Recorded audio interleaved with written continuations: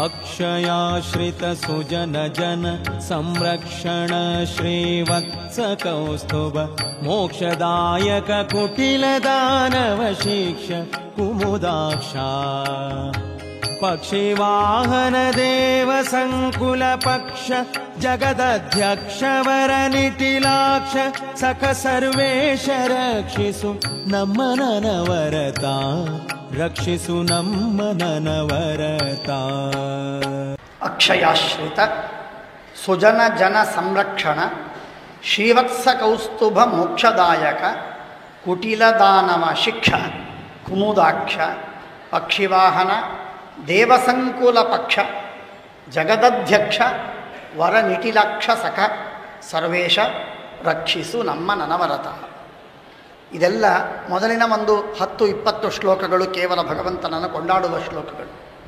ಅಕ್ಷಯಾಶ್ರಿತ ಸುಜನ ಜನ ಸಂರಕ್ಷಣ. ಅಕ್ಷಯಾಶ್ರಿತ ಪರಮಾತ್ಮ ಆಶ್ರಿತರಾದವರಿಗೆ ಅಕ್ಷಯನಾಗಿದ್ದಾನೆ, ನಾಶವಾಗುವುದಿಲ್ಲ.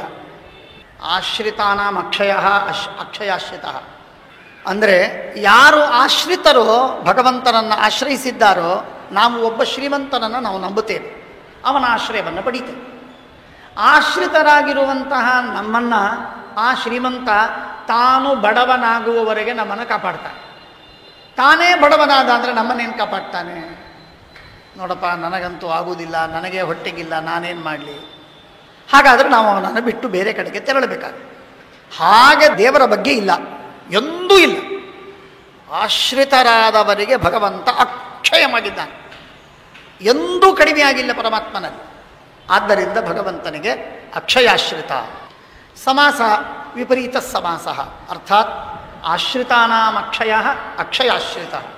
ಅಥವಾ ಪರಮಾತ್ಮನ ಆಶ್ರಿತರು ಅಂತ ಯಾರಿದ್ದಾರಲ್ಲ ಅವರು ಅನಂತರಿದ್ದಾರೆ. ಅಂದರೆ ಈ ಸಲ ಒಂದು 100 ಜನ ಬಂದ್ರಪ್ಪ, ಅವರು ಪರಮಾತ್ಮನನ್ನು ಆಶ್ರಯಿಸಿದ್ದಾರೆ. ಮುಂದಿನ ಕಲ್ಪದಲ್ಲಿ ಯಾರಿಲ್ಲ, ಆರಾಮಿದೆ ನೋಡಿ, ಯಾರೂ ಬಂದಿಲ್ಲ ಅಂತ ದೇವರು ಇರೋ ಹಾಗಿಲ್ಲ. ಅನಂತಾನಂತ ಜೀವರು ಭಗವಂತನನ್ನು ಆಶ್ರಯಿಸಿದವರು ಇದ್ದಾರೆ. ಪರಮಾತ್ಮನನ್ನು ಆಶ್ರಯ ಮಾಡಿದ ಜನ ಏನಿದಾರಲ್ಲ ಅವರು ಅನಂತರಿದ್ದಾರೆ. 100, 1000, ಲಕ್ಷ, ಕೋಟಿ ಅಂತ ಸಂಖ್ಯೆ ಇಲ್ಲ, ಅನಂತರಿದ್ದಾರೆ. ಆದ್ದರಿಂದ ಅಕ್ಷಯಾಶ್ರಿತ. ಸುಜನ ಜನ ಸಂರಕ್ಷಣ ಬಹಳ ವಿಚಿತ್ರವಾಗಿದೆ. ಇದು ಸಮಸ್ಯೆ ಏನಾಗಿದೆ ಅಂದರೆ, ಈಗ ನೋಡಿ ದೇವರು ನಮ್ಮನ್ನು ಕಾಪಾಡ್ತಾನೆ. ಯಾಕೆ ಕಾಪಾಡ್ತಾನೆ ಗೊತ್ತೇನು? ನಮ್ಮನ್ನು ಯಾಕೆ ಕಾಪಾಡ್ತಾನೆ ಗೊತ್ತಾ? ನಾಳೆ ಸತ್ಯಸಂಧರ ಆರಾಧನೆ ಬಂತು. ಸತ್ಯಸಂಧರು ಒಂದು ಉತ್ತಮವಾದ ಸ್ತೋತ್ರವನ್ನು ಮಾಡಿದ್ದಾರೆ. ಆ ಸ್ತೋತ್ರವನ್ನು ಮಾಡಿದಲ್ಲಿ ಒಂದು ಪರಮಾತ್ಮನಿಗೆ ಬೇಡಿಕೊಳ್ತಾರೆ, ನೋಡು ಭಗವಂತ, ಸೌವಾಹ ಇತಿ ಮತಿಯುತ ಪಂತಿ ಸದಯ ಮದಾರ್ಯಾ ಆಬಾಲ್ಯಂ ತವ ಭಜನ ಸಂಸಕ್ತ ಹೃದಯ ಜಹುರ್ ನಿದ್ರಾಂ ತೇಷಾಂ ರಘುವರ ವಿನೇಯೋಸ್ಮಿ ಅವತು ಮಾಂ. ಪರಮಾತ್ಮ ನೀನು ನನ್ನನ್ನು ರಕ್ಷಣೆ ಮಾಡಲೇಬೇಕು. ನೀನು ಕೇಳ್ಬೋದು, ನೀನೇನು ಸಜ್ಜನ, ನಾನ್ಯಾಕೆ ಸಜ್ಜನ ಆಗಬೇಕು? ನಾನು ಸಜ್ಜನ ಆಗೋ ಅಗತ್ಯವೇ ಇಲ್ಲ. ನಾನು ಯಾವರನ್ನ ಅವಲಂಬಿಸಿದ್ದೇನಲ್ಲ ಆ ಗುರುಗಳು ಸಜ್ಜನರಿದ್ದಾರೆ.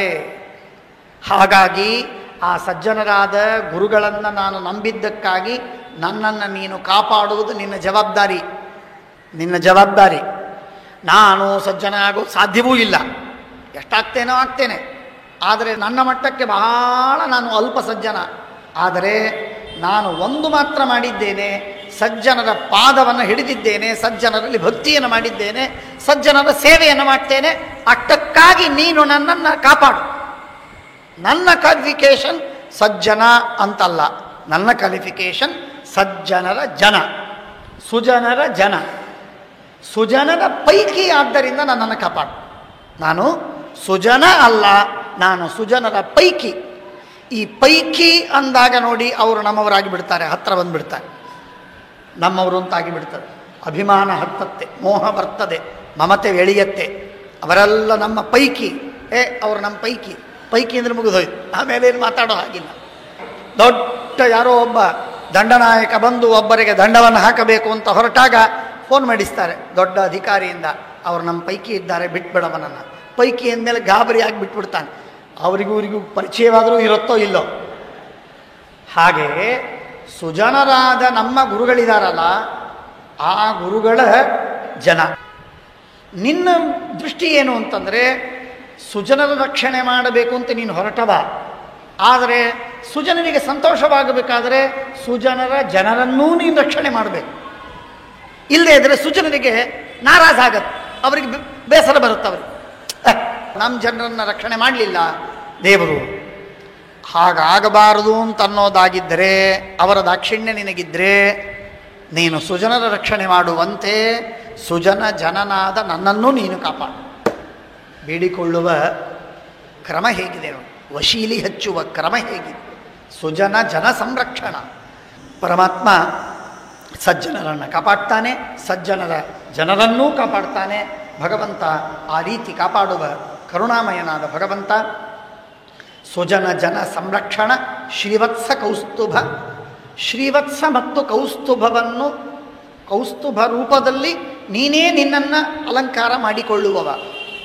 ಶ್ರೀವತ್ಸವು ಲಕ್ಷ್ಮೀದೇವಿ, ಆದರೆ ಆ ಲಕ್ಷ್ಮೀದೇವಿಯಲ್ಲಿ ನೀನಿದ್ದಿ. ಕೌಸ್ತುಭ ಮಣಿ ಬ್ರಹ್ಮದೇವರು, ಆ ಕೌಸ್ತುಭ ಮಣಿಯಲ್ಲೂ ನೀನಿದ್ದಿ, ಬ್ರಹ್ಮದೇವರಲ್ಲೂ ನೀನಿದ್ದಿ. ಹಾಗಾಗಿ ಅದೆರಡೂ ನೀನೇ ಅನ್ನುವ ಅರ್ಥದಲ್ಲಿ ಆ ಶಬ್ದಗಳನ್ನು ಇಲ್ಲಿ ವ್ಯಾಖ್ಯಾನ ಮಾಡಬೇಕು. ಮೋಕ್ಷದಾಯಕ, ಮೋಕ್ಷ ಕೊಡುವಂತಹ ಭಗವಂತ ನೀನು. ಕುಟಿಲ ದಾನವ ಶಿಕ್ಷ, ಕುಟಿಲರಾಗಿರುವಂತಹ ಅಂಕುಡೊಂಕಾಗಿ ವ್ಯವಹಾರ ಮಾಡುವಂತಹ ನೀಚರಾದ ದುಷ್ಟ ಏನು ದಾನವರಿದ್ದಾರೋ ಅವರನ್ನು ಸಂಹಾರ ಮಾಡುವ ಪರಮಾತ್ಮ. ಕುಮುದಾಕ್ಷ, ರಾತ್ರಿ ವಿಕಾಸಿನಿ ಕಮಲ ಕುಮುದ, ಅದರಂತೆ ಅತ್ಯಂತ ಶಾಂತವಾದ ಕಣ್ಣುಗಳಿರುವ ಭಗವಂತ. ಪಕ್ಷಿ ವಾಹನ, ಗರುಡ ವಾಹನನಾದ ಪರಮಾತ್ಮ. ದೇವಸಂಕುಲ ಪಕ್ಷ, ದೇವತೆಗಳ ಸಮೂಹವೇನಿದೆಯಲ್ಲ ಆ ದೇವತೆಗಳ ಸಮೂಹವೇ ನಿನ್ನ ಪಕ್ಷ ಇದೆ. ನಿನ್ನ ಪಾರ್ಟಿ, ನಿನ್ನ ಪಾರ್ಟಿಯಲ್ಲಿ ದೇವತೆಗಳ ಸಂಕುಲವಿದೆ. ದೇವತೆಗಳ ಸಂಕುಲದಲ್ಲಿ ನೀನಿದ್ದೀಯ, ಅವರ ಪಾರ್ಟಿಯಲ್ಲಿ ನೀನು, ನಿನ್ನ ಪಾರ್ಟಿಯಲ್ಲಿ ದೇವತೆಗಳು. ಹಾಗಾಗಿ ದೇವ ಸಂಕುಲ ಪಕ್ಷ. ನಿನ್ನ ಪಾರ್ಟಿ ಯಾವುದು ಅಂದರೆ ದೇವತೆಗಳ ಪಾರ್ಟಿ, ದೇವತೆಗಳ ಗುಂಪಿನ ಪಾರ್ಟಿಯೇ ನಿನ್ನ ಪಾರ್ಟಿ. ದೇವಸಂಕುಲ ಪಕ್ಷ, ಜಗದಧ್ಯಕ್ಷ, ಇಡೀ ಜಗತ್ತಿಗೆ ಮುಖ್ಯನಾದವ. ಪಾಠಭೇದ ಇದೆ ಸ್ವಲ್ಪ. ನಿಗಮಾಧ್ಯಕ್ಷ ಅಂತ ಮತ್ತೊಂದು ಪಾಠ. ವೇದಗಳಿಗೆ ಅಧ್ಯಕ್ಷನಾದವ ಅಥವಾ ಜಗತ್ತಿಗೆ ಅಧ್ಯಕ್ಷನಾದವ. ವರನಿಟಿಲಾಕ್ಷ ಸಖ, ವರನಿಟಿಲಾಕ್ಷ ಸಖ, ವಿರೂಪಾಕ್ಷನಾಗಿರುವಂತಹ ರುದ್ರದೇವರು, ಅವರಿಗೆ ಸಖನಾಗಿರುವಂತಹ ಪರಮಾತ್ಮ. ಸರ್ವೇಶ ರಕ್ಷಿಸು ನಮ್ಮ ನನವರತ, ನಮ್ಮನ್ನು ಸದಾಕಾಲ ರಕ್ಷಣೆ ಮಾಡು ಎಂಬುದಾಗಿ ಪ್ರಾರ್ಥನೆ. ಚಿತ್ರಕೂಟ ನಿವಾಸ ವಿಶ್ವಾಮಿತ್ರ ಕ್ರತು ಸಂರಕ್ಷ ಶಶಿರವಿನೇತ್ರ ಭವ್ಯ ಚರಿತ್ರ ಸದ್ಗುಣಗಾತ್ರ ಸತ್ಪಾತ್ರ ಧಾತ್ರಿಜಾಂತಕ ಕಪಟ ನಾಟಕ ಸೂತ್ರ ಪರಮ ಪವಿತ್ರ ಫಲ್ಗುಣ ಮಿತ್ರ ವಾಕ್ಯ ವಿಚಿತ್ರ ರಕ್ಷಿಸು ನಮ್ಮ ನನವರತ, ರಕ್ಷಿಸು ನಮ್ಮ ನನವರತ. ಚಿತ್ರಕೂಟದಲ್ಲಿ ನಿವಾಸ ಮಾಡಿದ ಭಗವಂತ ನೀನು. ವೈಕುಂಠ ಪರಮಾತ್ಮನ ಮಂದಿರ, ಶ್ವೇತದ್ವೀಪ ಅನಂತಾಸನಗಳು ಭಗವಂತನ ಮಂದಿರ. ಅಂಥ ಮಂದಿರದಲ್ಲಿ ವಾಸವಾಗಿದ್ದ ಭಗವಂತ ಚಿತ್ರಕೂಟದಲ್ಲಿರುವಂತಹ ಎಲೆಗಳನ್ನು ತಂದು, ಗಿಡಗಳ ಹುಲ್ಲುಗಳನ್ನು ತಂದು ಮಾಡಿದ ಮನೆಯಲ್ಲಿ ವಾಸವಾಗಿದ್ದ ಪರಮಾತ್ಮ. ದಂಡಕಾರಣ್ಯದಲ್ಲಿ, ಚಿತ್ರಕೂಟದಲ್ಲಿ, ಇಲ್ಲೆಲ್ಲ ಕಡೆಗೆ ರಾಮ ಕಾಡಿಗೆ ಬಂದಾಗ ಭಗವಂತನಿಗೆ ಏನು ವಿಕಾರವಾಗುವುದಿಲ್ಲ ಅಂತನ್ನುವುದಕ್ಕೆ ಇದೊಂದು ನಿದರ್ಶನ. ಚಿತ್ರಕೂಟದಲ್ಲಿ ನಿವಾಸವಾಗಿದ್ದ ಭಗವಂತ. ವಿಶ್ವಾಮಿತ್ರ ಕ್ರತು ಸಂರಕ್ಷ, ವಿಶ್ವಾಮಿತ್ರರು ಮಾಡಿದಂತಹ ಯಜ್ಞದ ರಕ್ಷಣೆಯನ್ನು ಮಾಡುವಂತಹ ಭಗವಂತ ಪರಮಾತ್ಮ. ಭಗವಂತ ಯಾವ ಯಜ್ಞವನ್ನು ರಕ್ಷಣೆ ಮಾಡ್ತಾನೋ ಆ ಯಜ್ಞ ದೇವತೆಗಳಿಗೆ ತಲುಪುತ್ತೆ, ಆ ಯಜ್ಞ ಭಗವಂತನಿಗೆ ತಲುಪುತ್ತದೆ. ಯಾವ ಯಜ್ಞವನ್ನು ರಕ್ಷಣೆ ಮಾಡುವುದಿಲ್ಲ ಆ ಯಜ್ಞ ಎಂದೆಂದಿಗೆ ಸಫಲವಾಗುವುದಿಲ್ಲ, ಫಲವನ್ನು ಕೊಡುವುದಕ್ಕೆ ಅರ್ಹ ಆಗುವುದಿಲ್ಲ. ಹಾಗಾಗಿ ವಿಶ್ವಾಮಿತ್ರ ಕ್ರತು ಸಂರಕ್ಷ ಕಥೆಯೆಲ್ಲ ಗೊತ್ತಿದೆ. ರವಿ ಶಶಿ ನೇತ್ರ, ಶಶಿರೇವಿ ನೇತ್ರ ಅಂತಂದಿದೆ, ರವಿಶೇಷಿ ನೇತ್ರ, ಎರಡೂ ತಪ್ಪಿಲ್ಲ. ಬಲಗಣ್ಣಿನಲ್ಲಿ ಸೂರ್ಯ, ಎಡಗಣ್ಣಿನಲ್ಲಿ ಚಂದ್ರ, ಇವರಿಬ್ಬರನ್ನ ಕಣ್ಣಿನಲ್ಲಿ ಹೊತ್ತವ. ಹಾಗಾಗಿ ಚಕ್ಷೋ ಸೂರ್ಯೋ ಅಜಾಯತ, ಕಣ್ಣಿನಿಂದ ಸೂರ್ಯ ಭಗವಂತನಂದ ಅವತಾರ ಮಾಡಿದ, ಹುಟ್ಟಿದ ಎಂಬುದಾಗಿ ಕೇಳ್ತೇವೆ. ರವಿ ಶಶಿ ನೇತ್ರ, ಭವ್ಯ ಚರಿತ್ರ, ಉತ್ತಮವಾದ ಚರಿತ್ರ. ಪರಮಾತ್ಮನ ಒಂದೊಂದು ಚರಿತ್ರೆಯೂ ಮಂಗಲಪ್ರದ, ಅತ್ಯಂತ ಮಂಗಲವನ್ನು ಮಾಡತಕ್ಕಂಥದ್ದು. ಭವ್ಯ ಎನ್ನುವ ಶಬ್ದಕ್ಕೆ ಮಂಗಲ ಅಂತರ್ಥ. ಭಾವುಕಂ ಭವುಕಂ ಭವ್ಯಂ ಮಂಗಲಂ ಎಂಬುದಾಗಿ ಕೋಶ. ಹಾಗಾಗಿ ಭವ್ಯ ಎಂದರೆ ಮಂಗಲ, ಭವ್ಯ ಎಂದರೆ ಶ್ರೇಷ್ಠವಾದ ಚರಿತ್ರೆಯನ್ನು ಪಡೆದವ ಪರಮಾತ್ಮ ನೀನು. ಸದ್ಗುಣಗಾತ್ರ, ಸದ್ಗುಣಗಳೇ ನಿನ್ನ ದೇಹವಾಗಿದೆ. ಸತ್ಪಾತ್ರ, ಉತ್ತಮವಾದ ಪಾತ್ರನಾಗಿದ್ದೀಯ. ಎಲ್ಲ ಗುಣಗಳಿಗೆ ಮೂಲ ಆಧಾರನಾಗಲು ಯೋಗ್ಯನಾದವ ನೀನು, ಎಲ್ಲ ಗುಣಗಳನ್ನು ಪಡೆದವ ನೀನು. ಧಾತ್ರಿಜ ಅಂತಕ, ಧಾತ್ರಿ ಅಂದರೆ ಭೂದೇವಿ. ಭೂದೇವಿ ಹುಟ್ಟಿದವ ನರಕಾಸುರ. ಭೂದೇವಿಯ ಮಗನಾದಂತಹ ನರಕಾಸುರನನ್ನು ಕೊಂದವ. ವಿಚಿತ್ರ ನೋಡಿ, ಏನು ಅಂದರೆ ಸ್ವಯಂ ವರಾಹ ರೂಪಿಯಾದ ಪರಮಾತ್ಮ ತಂದೆ ಭೂದೇವಿ, ಧರಾದೇವಿ. ಭೂದೇವಿ ಅಂದರೆ ಲಕ್ಷ್ಮೀದೇವಿಯ ಅವತಾರವಲ್ಲ, ಭೂದೇವಿ. ಪೃಥಿವೀ ತತ್ವದ ಅಭಿಮಾನಿ ದೇವತೆಯಾಗಿರುವಂತಹ ಧರಾದೇವಿ ಮತ್ತು ವರಾಹದೇವರಲ್ಲಿ ಹುಟ್ಟಿದ ಮಗ ನರಕಾಸುರ. ನರಕಾಸುರ ವರಾಹದೇವರ ಮಗ, ಭೂದೇವಿಯ ಮಗ. ಇಂಥ ಭೂದೇವಿಯ ಮಗನಾಗಿದ್ದರೂ ಕೂಡ ಅವನು ದುಷ್ಟನಾದದ್ದರಿಂದಾಗಿ ಅವನ ಸಂಹಾರವನ್ನು ಮಾಡಿದ. ಧಾತ್ರಿಜಾಂತಕ, ಕಪಟ ನಾಟಕ ಸೂತ್ರ. ಪರಮಾತ್ಮ ಏನೇನು ನಾಟಕಗಳನ್ನು ಮಾಡಬೇಕೋ ಆ ಎಲ್ಲ ನಾಟಕಗಳ ಸೂತ್ರವನ್ನು ಕೈಯಲ್ಲಿ ಹಿಡಿದು ಸುಲಭವಾಗಿ ಆಟವಾಡ್ತಾ ಇರ್ತಾನೆ ಪರಮಾತ್ಮ. ಹಾಗಾಗಿ ಕಪಟ ನಾಟಕ ಸೂತ್ರ, ಪರಮ ಪವಿತ್ರ, ಫಲ್ಗುಣ ಮಿತ್ರ, ಅರ್ಜುನನಿಗೆ ಮಿತ್ರನಾದವ. ವಾಕ್ಯ ವಿಚಿತ್ರ, ರಕ್ಷಿಸು ನಮ್ಮ ನನವರತ. ವಾಕ್ಯ ವಿಚಿತ್ರ, ಪರಮಾತ್ಮನ ವಾಕ್ಯಗಳೇ ಬಹಳ ವಿಚಿತ್ರವಾದವು. ಪರಮಾತ್ಮನ ವಾಕ್ಯಗಳೇ ತುಂಬ ವಿಚಿತ್ರವಾದದ್ದು. ಬುದ್ಧಾವತಾರನಾದಾಗ ಮಾತಾಡಿದ ಭಗವಂತ ಜಗತ್ತೆಲ್ಲ ಶೂನ್ಯ ಅಂತ ಹೇಳಿದ, ಶೂನ್ಯವೇ ತತ್ವ ಅಂತ ಹೇಳಿದ, ವೇದ ಅಪ್ರಮಾಣ ಅಂತ ಹೇಳಿದ. ವಿಚಿತ್ರವಾದ ವಾಕ್ಯ, ಅದರ ಅರ್ಥವೇ ಬೇರೆ, ಆಡಿದ ಶಬ್ದಗಳೇ ಬೇರೆ. ಶ್ರೀಕೃಷ್ಣ ಪರಮಾತ್ಮ ಅವತಾರ ಮಾಡಿದಾಗ ಭಗವಂತ ಕೌರವರ ಸಭೆಗೆ ಬಂದ. ಕೌರವರ ಸಭೆಗೆ ಬಂದಾಗ ಅಲ್ಲಿ ಉಪನ್ಯಾಸವನ್ನು ಕೊಟ್ಟ. ಆ ಉಪನ್ಯಾಸದ ಮಾತಿನ ಅರ್ಥವನ್ನು ಮಾಡಿಕೊಳ್ಳುವ ಅರ್ಹತೆ ಯಾರಿಗಿಲ್ಲ ಅಂತನ್ನುವುದಕ್ಕಾಗಿ ಸ್ವಯಂ ಪರಶುರಾಮ ದೇವರು ಬರ್ತಾರೆ, ಅನೇಕ ದೇವತೆಗಳೆಲ್ಲ ಬರ್ತಾರೆ, ಋಷಿಗಳು ಬರ್ತಾರೆ.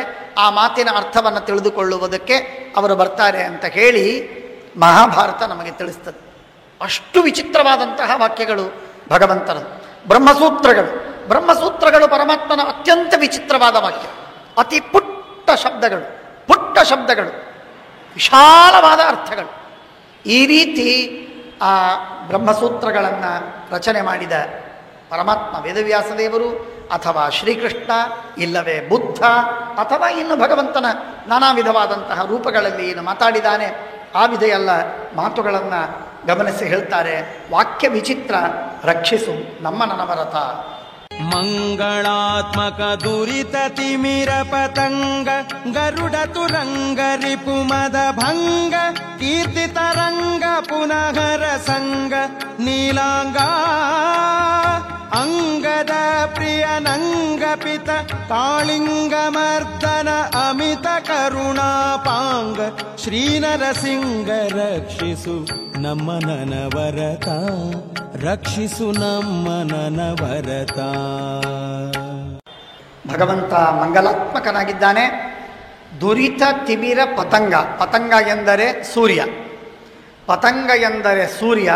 ದುರಿತ ತಿಮಿರ, ಪಾಪಗಳೆಂಬ ಕತ್ತಲೆಗೆ ಸೂರ್ಯನಂತೆ ಇದ್ದವ. ಸೂರ್ಯೋದಯವಾದ ಮೇಲೆ ಕತ್ತಲೆ ಉಳಿಯುವುದಿಲ್ಲ, ಹೇಗೋ ಹಾಗೆ ಭಗವಂತ ಇದ್ದ ಮೇಲೆ, ಭಗವಂತನ ಕರುಣೆಯಾದ ಮೇಲೆ, ಭಗವಂತನ ದಯೆ ಎಂಬ ಕಿರಣ ನಮ್ಮ ಮೇಲೆ ಹರಿದ ಮೇಲೆ ಎಂದೆಂದಿಗೂ ಪಾಪವೆಂಬ ಕತ್ತಲೆ ಉಳಿಯುವುದಿಲ್ಲ. ಆದ್ದರಿಂದ ದುರಿತ ತಿಮಿರ ಪತಂಗ, ಗರುಡ ತುರಂಗ, ಗರುಡನೇ ತುರಂಗ ವಾಹನವಾಗಿದ್ದವ, ಕುದುರೆಯಂತೆ ವಾಹನವಾದವ.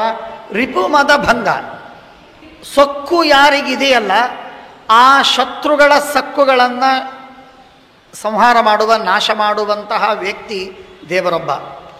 ಎಲ್ಲರೂ ನಾಶ ಮಾಡ್ತಾರೆ, ಎಲ್ಲರೂ ನಾಶ ಮಾಡ್ತಾರೆ. ಶ್ರೀಮದಾಚಾರ್ಯರು ಬಹಳ ಸುಂದರವಾದ ಒಂದು ದೃಷ್ಟಾಂತವನ್ನು ಕೊಡ್ತಾರೆ. ಅಂಥ ದೃಷ್ಟಾಂತ ಪ್ರಾಯ ಯಾವ ಕವಿಗಳ ಕಲ್ಪನೆಗೂ ಬಂದಿರಲಿಕ್ಕಿಲ್ಲ, ಅಷ್ಟು ಅದ್ಭುತವಾದ ದೃಷ್ಟಾಂತವನ್ನು ಕೊಟ್ಟಿದ್ದಾರೆ. ಒಂದು ಬಾರಿ ಗ್ರಹಣ ಇತ್ತು. ಅಂದಿನ ದಿನ ಏನೋ ಪಾರಾಯಣವನ್ನು ಮಾಡ್ತಾ ಇರುವಾಗ ಒಂದು ಮಾತು, ದ್ವಾದಶ ಸ್ತೋತ್ರದ ಪಾರಾಯಣ ಆಗ್ತಾ ಇರುವಾಗ ಒಂದು ಮಾತು ನೆನಪು ಬಂತು. ಆಗ ಹೇಳಿದೆ, ಬಹಳ ಸುಂದರವಾದ ಮಾತು. ದುಷ್ಟ ದರ್ಪೋದ ವಹ್ನಯೇ, ಪರಮಾತ್ಮ ದುಷ್ಟ ದರ್ಪೋದ ವಹ್ನಯೇ ಅಂತ ಕೇಳಿದ್ದಾರೆ. ಏನರ್ಥ? ದುಷ್ಟ ದರ್ಪೋದ ವಹ್ನಯೇ ಅನ್ನುವುದಕ್ಕೆ ಬಹಳ ವಿಚಿತ್ರವಾದ ಗಂಭೀರವಾದ ಅರ್ಥವನ್ನು ಮನಸ್ಸಿನಲ್ಲಿ ಇಟ್ಟುಕೊಂಡು ಶ್ರೀಮದಾಚಾರ್ಯ ಈ ಶಬ್ದವನ್ನು ಆಡಿದ್ದಾರೆ. ಎಷ್ಟು ಸುಂದರ ನೋಡಿ. ವಹ್ನಿ ಅಂದರೆ ಬೆಂಕಿ, ಉದ ಎಂದರೆ ನೀರು, ದರ್ಪ ಅಹಂಕಾರ, ದುಷ್ಟರ ಅಹಂಕಾರ ಎಂಬ ನೀರಿಗೆ ಭಗವಂತ ಬೆಂಕಿ ಇದ್ದಂತೆ. ದುಷ್ಟರ ಅಹಂಕಾರವೆಂಬ ನೀರಿಗೆ ಬೆಂಕಿ ಇದ್ದಂತೆ.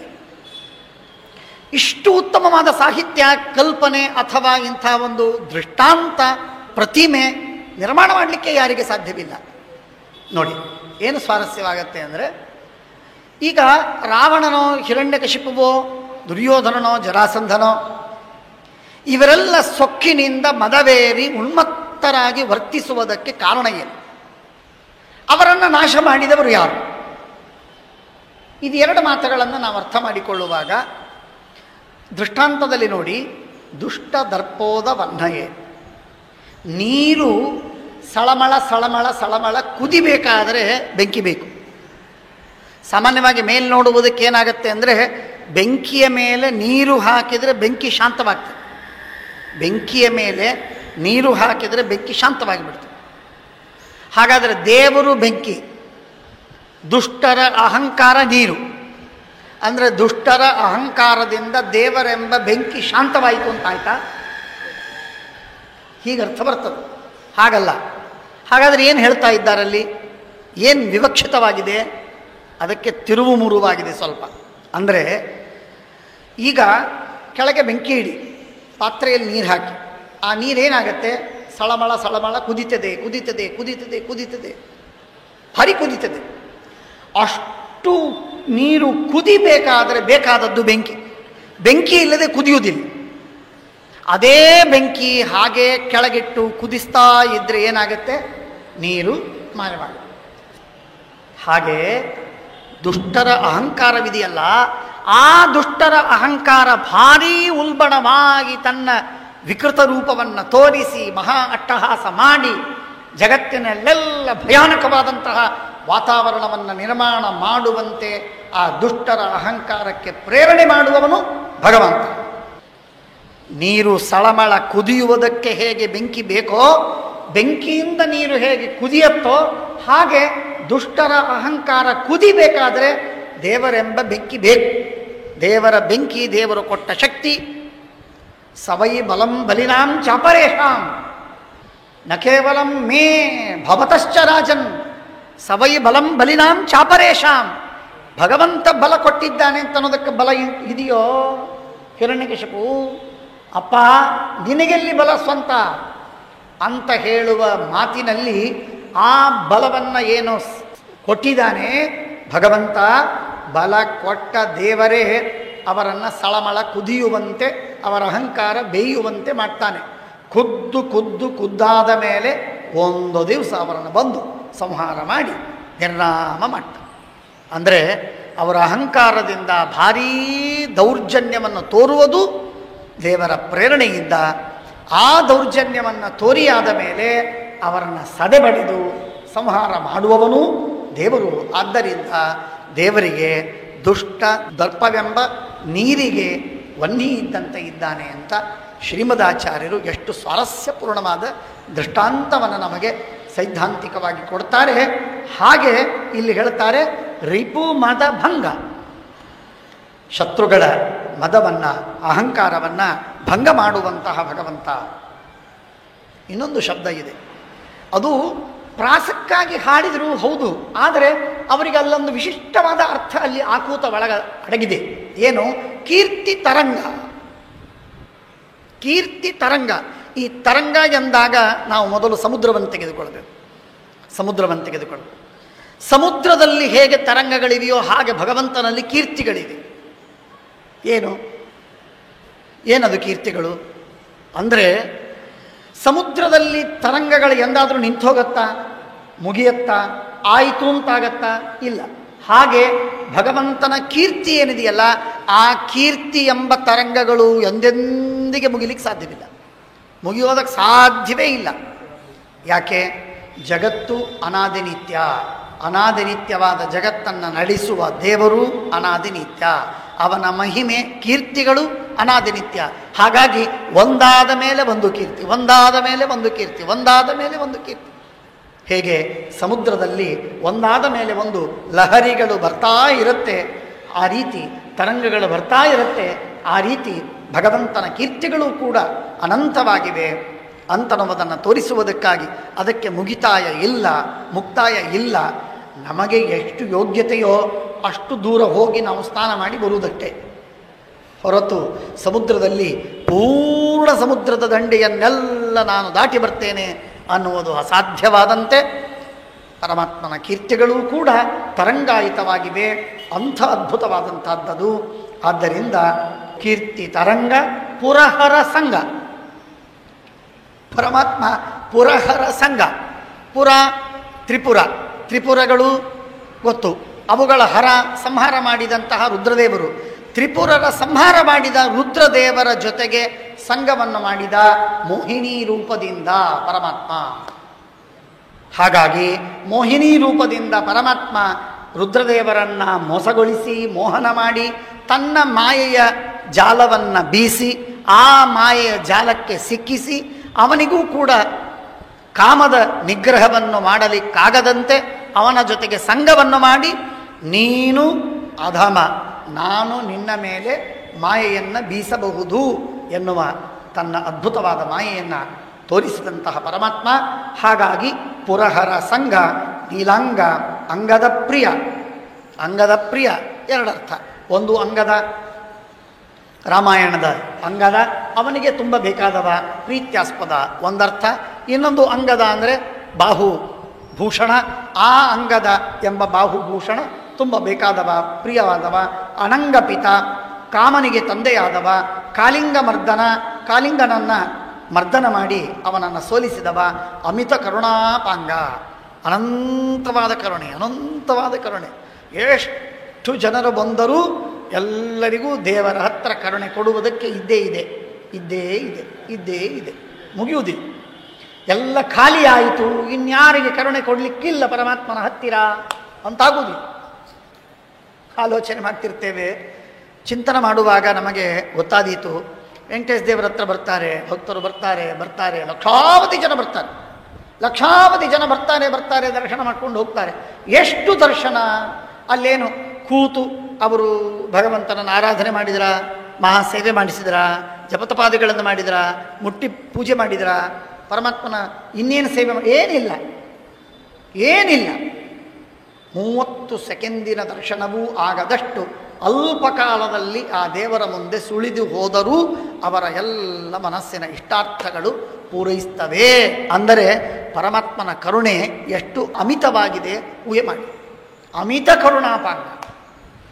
ಇದು ಪರಮಾತ್ಮ ತನ್ನ ಕುಡಿನೋಟದಿಂದಲೂ ಕೂಡ ಇಷ್ಟು ಅನಂತವಾದ ಕರುಣೆಯನ್ನು ಹರಿಸ್ತಾನೆ. ಪರಮಾತ್ಮ ಕಣ್ಣು ತೆರೆದು ಪೂರ್ಣವಾಗಿ ನೋಡಿದರಲ್ಲ, ಅಪಾಂಗದಿಂದ ಪರಮಾತ್ಮನ ಕಣ್ಣಿನ ನೋಟದ ಅಂಚಿನಿಂದಲೂ ಕೂಡ ಇಷ್ಟು ಅನಂತವಾದ ಕರುಣೆ ಹರಿಯತ್ತೆ ಅಂತಂದ ಮೇಲೆ ಇನ್ನು ಪರಮಾತ್ಮ ಕಣ್ಣನ್ನು ಪೂರ್ಣ ತೆರೆದು ನೋಡಿ, ಆಯತಾಭ್ಯಾಂ ವಿಶಾಲಾಭ್ಯಾಂ ಶೀತಲಾಭ್ಯಾಂ ಕೃಪಾನಿಧೆ ಕರುಣಾರಸ ಪೂರ್ಣಾಭ್ಯಾಂ ಲೋಚನಾಭ್ಯಾಂ, ಒಂದೇ ಕಣ್ಣಲ್ಲ ಎರಡೆರಡೂ ಕಣ್ಣುಗಳಿಂದ ಲೋಕಯ ನನ್ನನ್ನು ನೋಡು ಅಂತ ಹೇಳಿ ದೇವರನ್ನು ಬೇಡಿ ಪರಮಾತ್ಮ ಏನಾದರೂ ನಮ್ಮ ಬೇಡಿಕೆಗೆ ಒಪ್ಪಿ ಎರಡೂ ಕಣ್ಣುಗಳನ್ನು ತೆರೆದು ನೋಡಿದರೆ ನಮಗಿನ್ನೇನು? ನಮ್ಮ ಯೋಗ್ಯತೆ ಇಲ್ಲ ಅನ್ನುವುದಕ್ಕಾಗಿ ಬ್ರಹ್ಮ ಪದವಿ ನಿಮಗೆ ಸಿಗದೆ ಹೋಗುತ್ತೆ ಹೊರತು ನಾವು ಬ್ರಹ್ಮದೇವರನ್ನೂ ಮೀರಿಸುವ ದೊಡ್ಡ ಅಧಿಕಾರವನ್ನು ಪರಮಾತ್ಮ ಕೊಡಬಲ್ಲ. ಅಮಿತ ಕರುಣಾಪಾಂಗ ಶ್ರೀ ನರಸಿಂಗ ರಕ್ಷಿಸು ನಮ್ಮ ನನವರತ.